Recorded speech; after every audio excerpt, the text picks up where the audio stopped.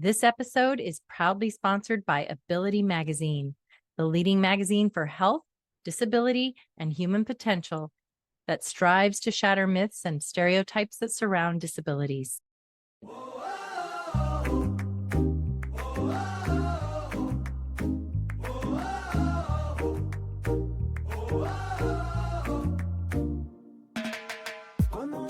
Welcome to the Beyond Awareness, Disability Awareness That Matters podcast. I'm your host, Diana Pastora Carson. Here you'll find a safe space to learn and grow with leaders in education, disability studies, disability advocacy, and diversity, equity, and inclusion conversations. Specifically, we look at how disability fits into diversity, equity, inclusion, access, and belonging, and how to frame disability awareness in the context of educating K through 12 communities. This show serves educators, parents, and community members who strive to learn and/or teach about disability in a research-based and respectful way, moving beyond simple awareness and diving into inclusive and socially responsive conversations. Now let's go beyond awareness. Hello, everyone, and welcome back to Beyond Awareness, Disability Awareness That Matters.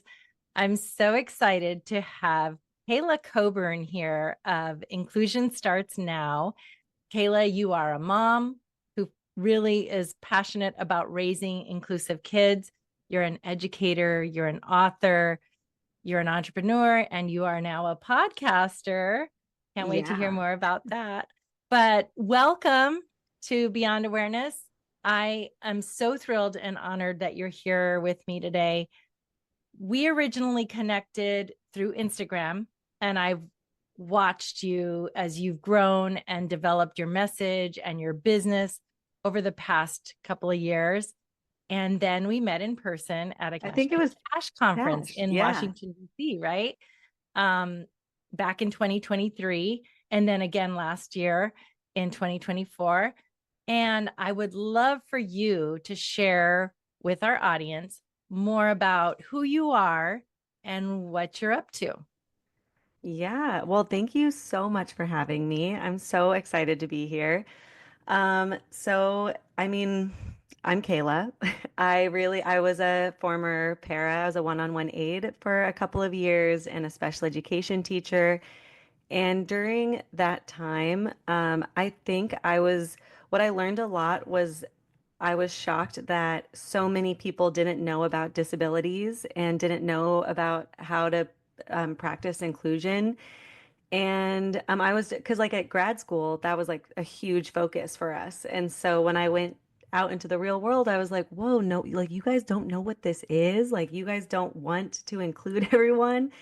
And it really just spiraled from there. And the book started as like, I just wanted more representation for my students. And then once I had kids, I was like, there's so much parents can do like right at the beginning. So then I just kind of kept documenting it. And here we are. And here we are. Wow, I love that. Yeah, that's, I talk about my why being my brother Joaquin and our experience of institutionalization and then having to advocate for him to get out of an institution and then be included in the community as an adult. So that is always in the forefront of my mind as an educator when I was in school. I'm wondering if there was, I know you learned about it in college, in your special education program. Was there anything else in your life that kind of tugged at your heart as a why? Why is this so important to you? Um, because I know so many people who are big advocates usually have like a family member or someone really close to them where they saw like firsthand how hurtful being excluded was. And it was really just like I could look back at so many different times of my life where I just felt like I just didn't like it. A story that I like to share is my first time in any sort of an inclusive setting was my friend's birthday party. And her mom like told us like so we all get there for the birthday party and it's a sleepover and the mom is like, okay, just to let you know, we do have a friend coming over. She has Down syndrome. And like, and I remember her kind of saying like, her parents don't get a lot of time off because people don't know how to like hang Mhm. out with her. But I specialize in this. Like, so she is going to come to the birthday party for a couple hours. If you're like afraid or you need space, let me know and I will, come be with her. And I remember at that time just thinking like I was scared because I mean, and I was probably 7, 8, or 9. And I just remember being like, Mm. why would I be like, she told me, like, if you're scared, tell me so I can move Right. her. And I was like, oh, why would I be scared? And so I feel like I went into it thinking, Mm. like I'm gonna be scared of this person with a disability. And I was like I did have moments where I was just like, I do remember being like, oh, I'm afraid, like take her, take her.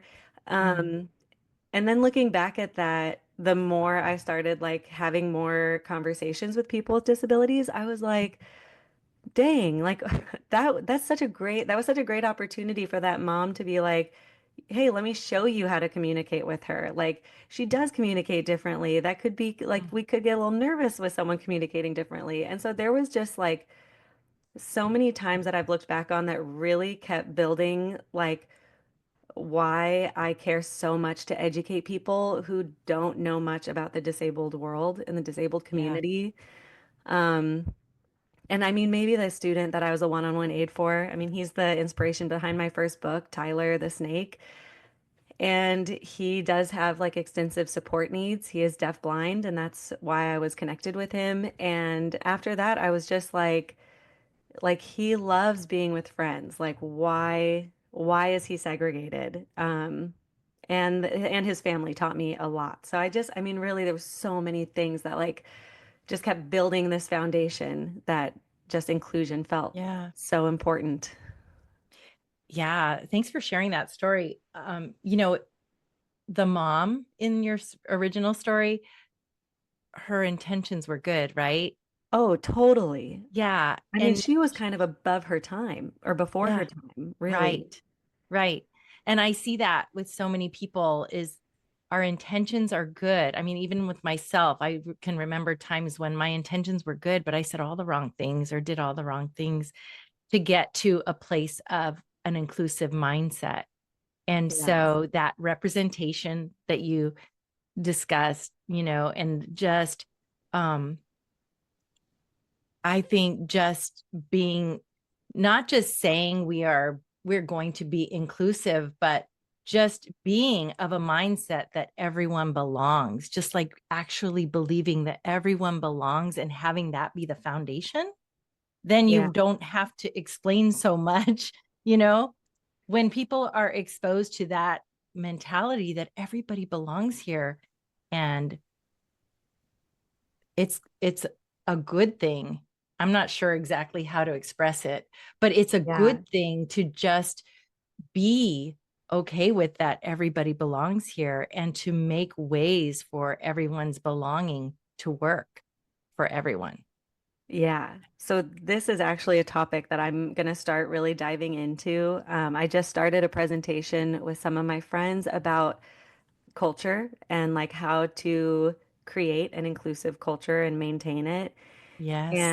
And there was this guy, I forgot his name, but he talks a lot about organizational culture, I think is what it's Hmm. called. But it talks about like this iceberg. And so the tip is like the practices that we do that everyone can see. Like they come into campus and they can see, like, they have a big sign that says, you belong here. Like that's Hmm. like something we'll see right away. And then the next thing, like right under the water, it's like your not value or maybe values. I always mix up these two, what they are, but I can explain what they are. So the one right under the water is like the school's mission, like the what they're saying they really want to do. And then at the very bottom, which is like your inner values and your like, your biases that you might not even realize that you have, like those are at the core. And so it's like to get everything to really be inclusive, it's like we do have to have that baseline mindset of everyone belongs here Hmm. And now we're going to grow from there instead of like, well, maybe inclusion isn't for everyone. Because then it's like people will automatically be, the second it's hard, they're like, oh, well, you know, we know it's not for everyone, so maybe they just should go over there, which just doesn't make sense and is hurtful. And that's just not realistic because we're a community. Yeah. We should all be together. Yeah. It doesn't make sense. It's hurtful. And in the grand scheme of things, it's really, it can be deadly. And I'll give you an example. Um, well, first of all, institutionalization is a result of that, and people were harmed, including my brother, in an institutional setting. But beyond that, in the community, we just saw with the wildfires in Los Angeles, right? Mm-hmm. There was a man who was paralyzed and used a wheelchair, and his son had cerebral palsy, and they lived in a community, and yet they were waiting for someone to come and help them. They called 911. The father couldn't get his son out of the house, and they ended up dying. There was no sense of community and belonging, apparently. There was Yeah. nobody coming to check on the access to safety for these two individuals. And so what you're doing is so, so important. It just breaks my heart that these people were left and, abandoned. And that happens not just in wildfires, it happens in all kinds of natural disasters, but it happens every day in our schools. Kids don't feel a sense of belonging, and adults don't quite know how to respond to that. And there's a reactionary process afterwards. But what you do is you're promoting being proactive with that, so that we don't have those kinds of reactions. People actually do understand, and embrace that everybody has different needs and that everybody belongs. So I love that you focus on raising inclusive kids, and you are reinforcing the idea that inclusion advocacy doesn't only rest on the shoulders of the parents of children with disabilities or on the educators and administrators, but also on the community as a whole. How did you come to that conclusion and embrace that? I'm assuming this is something that came about once you had your own children, or maybe not. Um, yeah, well, I also want to say that that story of the LA fires was just devastating. I even every time I hear this story, it's like I sit and I feel like I have to like sit in the grief for a second. I'm Yeah. from Orange County, so it's fire days were all very very real. And Yeah. one of the reasons we did move was I was always very afraid of fires and fire insurance and all that stuff. Um, and yes, and I feel like that story is like a story that needs to be heard because we do need to take active steps to be a part of our community. And I do feel like COVID has kind of reset us. Like people have kind of gotten relaxed with like not taking those active steps to get to know your neighbors and like get Yeah. outside and get into other people's houses, invite other people over to yours. Because building that community doesn't always come naturally. Like sometimes it does take some work to do. And yeah, I mean, I describe myself as like an extreme extrovert, that I very much love connecting with people, love talking to people, love making friends. And I get a lot of energy being around people. Like I do very much love it. Um, and then I mean, like before, like as a teacher, I would always go to events. I love to talk to teachers. I love to have lunch with everybody because this could be a big reason why inclusion is so important to me. But I just feel like there's so much to learn and get to know from different people's perspectives. And it didn't really make sense for me to be a special education teacher asking for people to include my students when they didn't know who I was. So it was really about like building that community with me in it for them to like trust me and gain that trusted relationship, and then work together for all my students to like be a part of the community. And I haven't been at that school for I think 10 years now. And they still do a lot of the things that we started because it's just become like the norm. It's like the expectation that everybody can see that it's successful and they're like, oh, yeah, we're going to keep doing this. And so that has been really promising to me that I know that the change can happen and be sustained without the one person there. Um, but yeah, what after having kids, I guess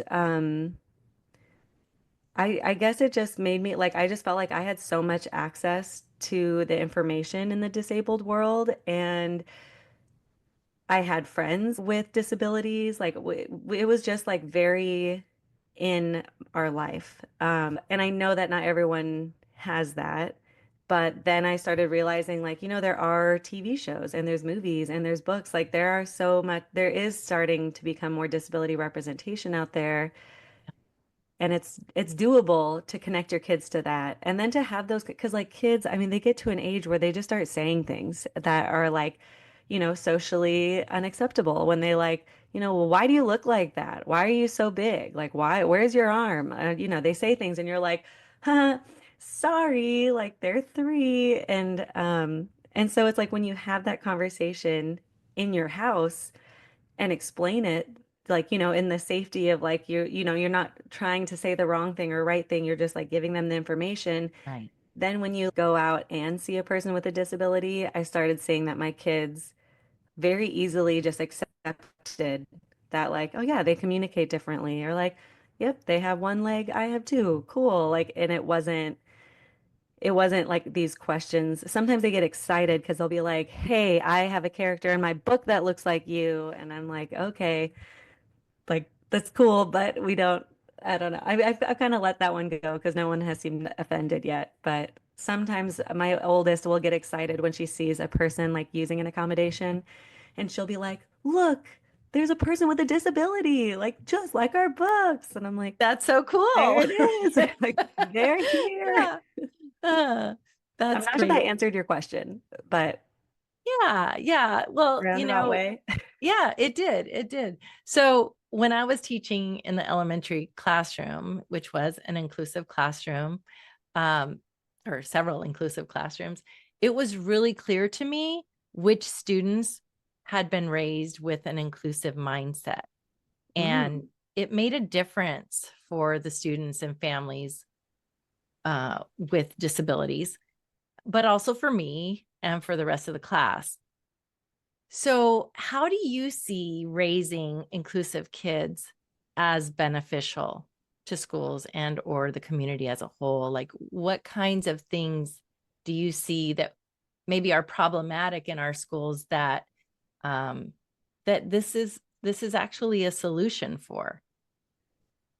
I mean, I so that I love this question because I was like just thinking about this the other day, that I don't I tried not to give these yes or no answers like that. Well, well, that's just the way it is. Like I try not to make it this like finite answer, because I hope that our future generations can like invent the next thing or like figure out the next solution. And so having that for my kids when they're like, like, well, why doesn't this work? And it's like, well, I don't know. Why do you think? And it's like kind of, and then even if they say an answer that might not work, it's like, oh, cool, let's try it and figure it out. And I just feel like that mindset going into schools and jobs and, I mean, anything. I mean, I just feel like it's so important to critically think, because I mean, I'm sure like 50 years ago, no one thought that we would be all able to work remotely and like meet each other all over the world through our screens. And someone had the idea that it could work. And I mean, just all the accommodations that people use, like for especially for disabilities, like and because I worked a lot in the deaf blind world, deaf blind community, and there was a lot of new technology that someone had to invent, but it's like portable and it helps people communicate and do so much. So I feel like giving kids that like as we said before, that baseline of that mindset of like everyone belongs. Oh, we ran into a problem or a challenge. Like, how are we going to solve it? Is just going to keep creating these humans that are going to be able to like make our world better and better Mm-hmm. and hopefully figure out how to make it good again. I love that. Make Yeah. make the world work or I don't Yeah. know. Yeah. Yeah.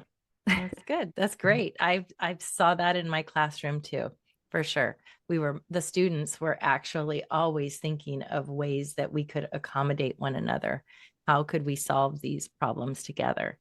And that was, I think it brought us closer together, having to Yeah. work to support one another, for sure. And isn't, I mean, that's like what we want. I read a Right. lot of nonfiction books because I just like love learning about human behavior.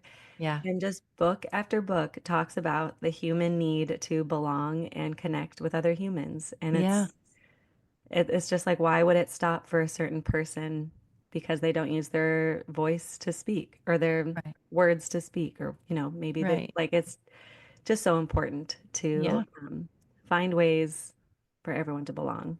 Absolutely. So, speak to our parents who are listening right now. What are a few foundational tips that you need to remember when your aim is to raise inclusive kids? Definitely having the representation at home is so important. My me and so my husband and I were two cisgender white people, and we have two white children. And so we very actively at the beginning of having kids made sure to have toys and books and shows that did not just have white people representation. We made sure to have like people of color, we made sure to have disabilities, um, because that was like the just the first like foundational thing that we could do um that just that just showed them that like, just because, the four of us are white doesn't mean that's like the only option. Yeah. Um and just again like really normalizing that language and conversation and like having a safe place to ask those questions, because sometimes kids, I mean, those especially when they're so little, they do say things that are like, they're categorizing. I know that developmentally little kids are categorizing, and when things are different than them very early on, they're like, oh, I don't like that because it's different than me. And that is like a great time to be like, oh yeah, it is different than you, but you could still probably play with them or you could still probably do this. Like just continuing that conversation and just being so repetitive. I mean, we talk about the same things over and over and over again, um, which I just feel like is really important. And it's just, I don't, and it's also really helped me and my partner be really like just inclusive with our language all the time. Oh, which I actually, that is one of the biggest things that I tell people. Like, if you want to raise inclusive kids, you need to be an inclusive adult. And that means, and I would say the biggest examples that I see is when people make fun of other people that can't hear them. And so especially with people who might have like mental health issues, who don't have a home, I've seen, just the random, not so much since I moved to Washington, but the like negativity, the verbal negativity that people will have towards like the homeless population. And they'll say something like, even if it's like supposed to be a joke or like, oh, that guy's having a good day, like what the kids are seeing is that like we can make fun of that person where Yeah. we have like no idea what their life story is. And that's just like not leading the inclusive life. So really making sure that you as the adult are making choices to like actively be inclusive. And that could be like inviting your neighbors over or going outside and all playing together. So those are like the most basic things that I could think of that you could do like right now. Those are great. Thank you. Those are awesome. Okay. So, your books, you have a few children's books that you've written in the past couple of years that focus on diversity as it relates to disability and speaking to representation and an inclusive mindset. And you have some inclusive merch like t-shirts. Yes. So share a little bit about what you offer and tell us how we can get them. Yeah. So everything is everything is inclusion starts now. I kind of made it randomly as a special education teacher like a decade ago. And then Mm, I kind of just forgot about Instagram. And then a few years ago, I was like, oh yeah, this account. And so then I like brought it back is how that name started. But now I don't know where else to go because it's just been my name now for so long. it's a great So name. thank you. So the merch and stuff, it all gets made through another company. So I just feel like that needs to be said. So if anything comes out wrong, that you can contact me and I'll contact the company and they'll help it. They'll fix it because I don't see it. A lot of people ask me like how long it takes me to make it. I don't make them. But I'm wearing one right now. This was one of my first designs and it says, "You can sit with us." It's a Nice. Mean Girls reference. I Um, haven't seen that movie, so thank you for clarifying that. You can oh sit with yeah. us. Okay. It's yeah, on Mean Girls they say you can't sit with us because they're like I don't know, Yeah. three mean The girls, I elite, guess. the elite. Yes. Yes. Okay. And so I did You Can Sit With Us.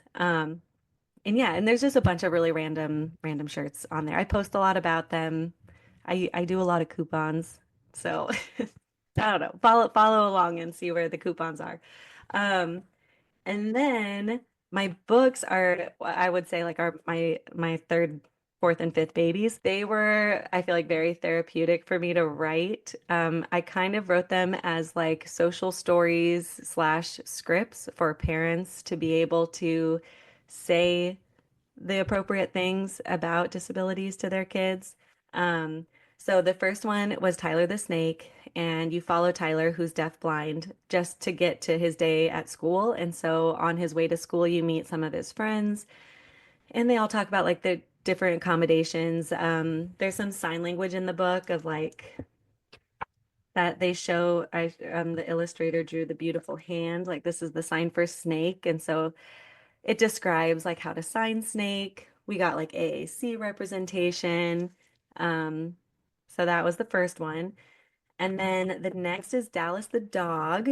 And this is about making Halloween inclusive and talking about different accommodations for trick or treating. There's also a character that celebrates Dia de los Muertos in this book.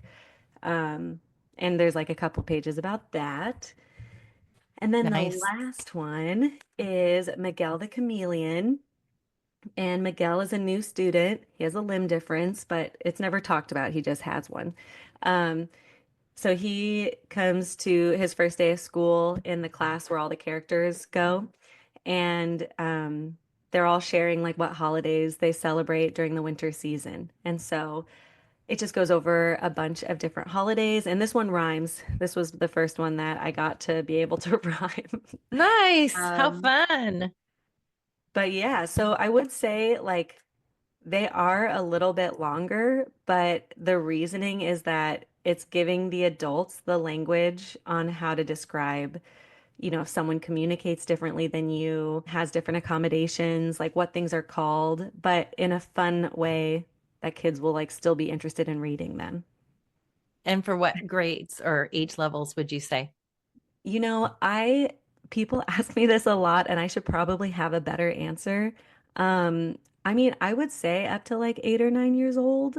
Uh, Mm-hmm. my kids are 4 and 2, and we read these books, but we read a lot. Like Mm-hmm. that's we're very into reading. Um, but I feel like a lot of the people I know who have bought them, they're from ages like 3 to 7 probably. But I would say you can go a little bit older than that too. I would say so. You can modify anything, adapt it to the Yeah, age. Yeah. Have it be a research paper after that. I know.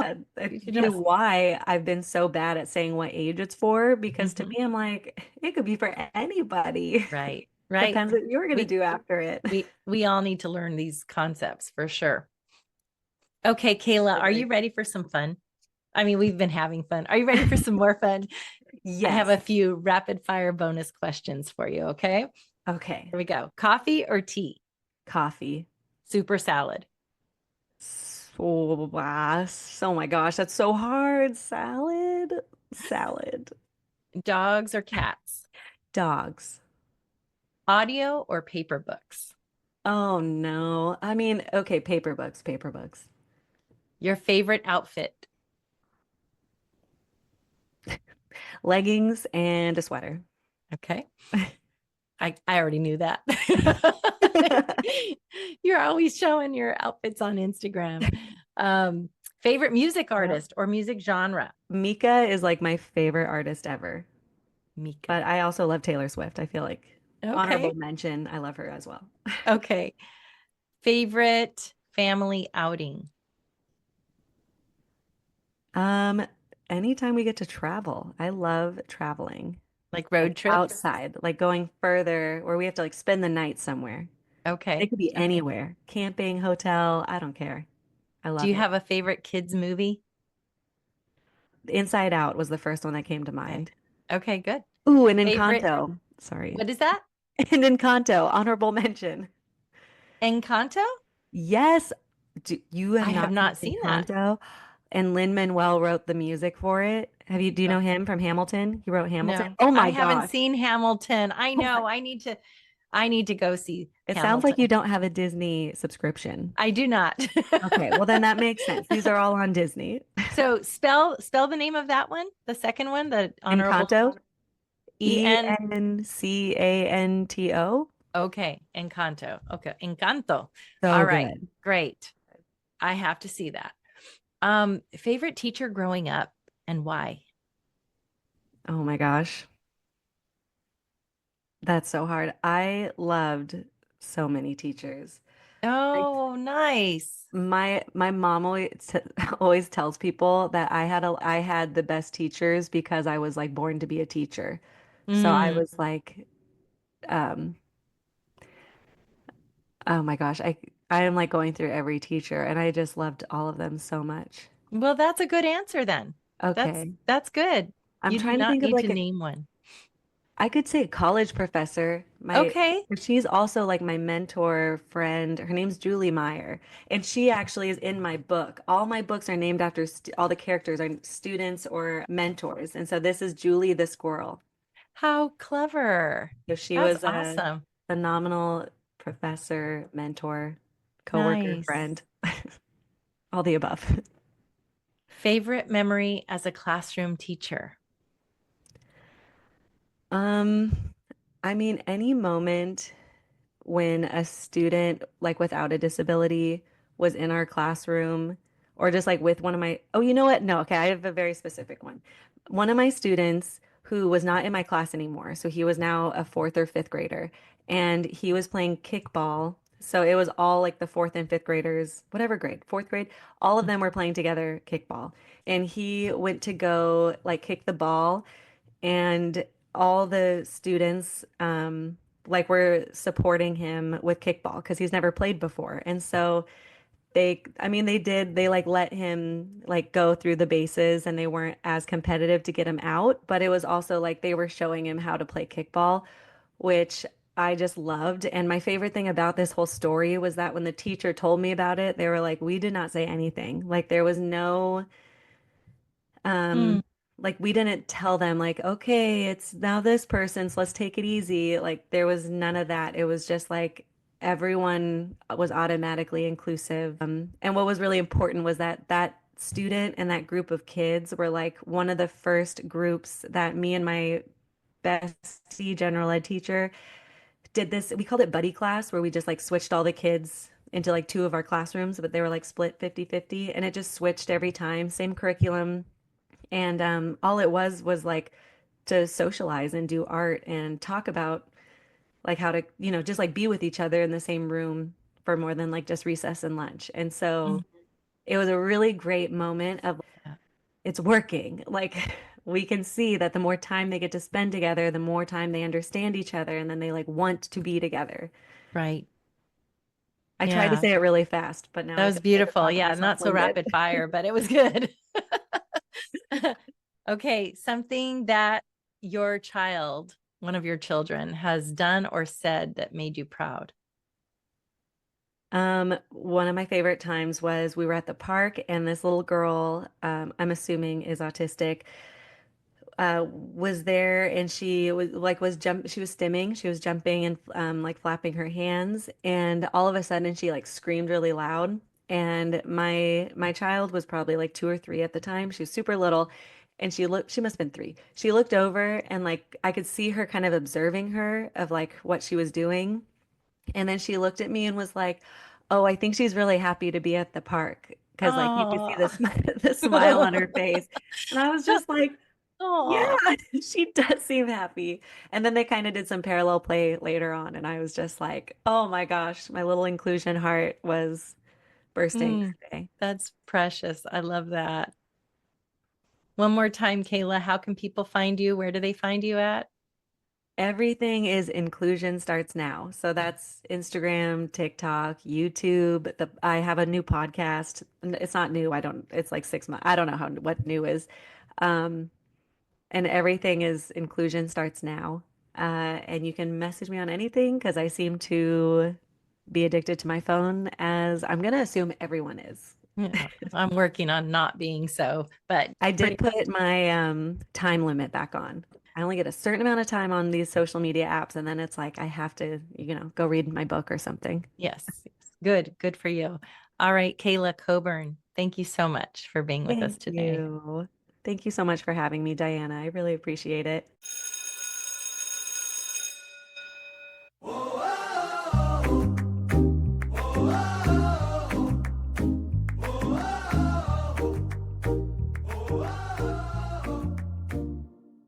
Thank you for tuning in to this episode of Beyond Awareness, Disability Awareness That Matters. I love providing this podcast to support you in your passionate disability awareness and inclusionary practices work in our schools and communities. And I hope you'll help me to help others by promoting this episode far and wide. You can also proactively support this podcast in the following ways: subscribe, rate, and review this show on Apple Podcast, Google Podcast, Spotify, or wherever you listen to this episode. It really means the world to me to have your support in this way, because it increases the chances of others getting to hear the messages presented in each episode. For more valuable resources that align with the values of this podcast, you can visit my website, dianapastoracarson.com, where you'll find links to my priceless free resource, How to Talk About Disability with Kids, as well as my blog, where I share my thoughts as an educator and sibling advocate, my flexible online Beyond Awareness Basics course, my books, including the beautifully illustrated children's book, Ed Roberts, Champion of Disability Rights, as well as my comprehensive guide for anyone wanting to do disability awareness work. That is the book entitled Beyond Awareness, Bringing Disability into Diversity Work in K-12 Schools and Communities. Now, while I love this book so much, and I believe you should have it in your library as a resource, I do understand that time is of the essence. So if you are super busy like me and you just need something quick, easy, and convenient that will get to the point, I have just what you need. You should definitely get your hands on my handy trifold laminated Beyond Disability Awareness Educator's Guide, published by NPR Inc. Again, all of these resources can be found at dianapastoracarson.com. You can also follow me, Diana, on Instagram at Diana Pastora Carson and at facebook.com/Go Beyond Awareness. Podcast transcription and podcast guest information can be found in the show notes. Intro and outro music has been provided courtesy of my son, Emmanuel Castro. Thank you again. Be well, be a lifelong learner, and let's be inclusive. See you next time.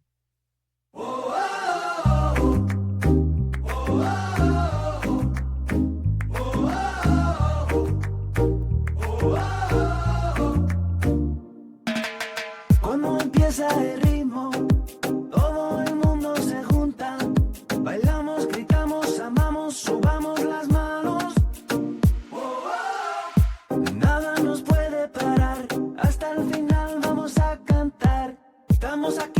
a disfrutar, moviéndonos al ritmo. Manos arriba, arriba, todas las manos para arriba. Que viva la vida, no hay alternativa. Arriba, arriba, todas las manos para arriba. Que viva la vida, que viva, que viva, que viva.